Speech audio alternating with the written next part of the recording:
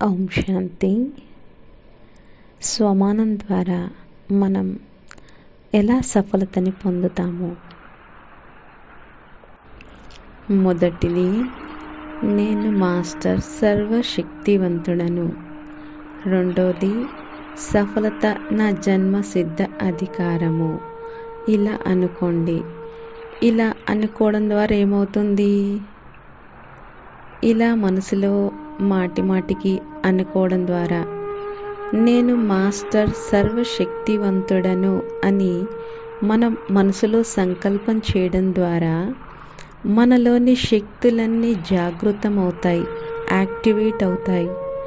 మరియు సఫలత నా జన్మసిద్ధ అధికారం అని ఎప్పుడైతే మనం సంకల్పం చేస్తామో అప్పుడు అది మనకు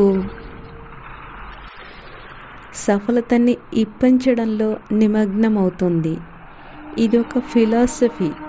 దీని వెనకల ఒక సిద్ధాంతం ఉంది. ఇలా సంకల్పం చేస్తూ మనం 1 గంట యోగం చేస్తే ఆ సంకల్పంలో మనకి చాలా శక్తి నిండుతుంది.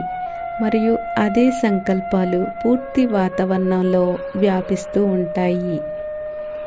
మనకి తప్పకుండా సఫలత లభిస్తుంది. ఓం శాంతి.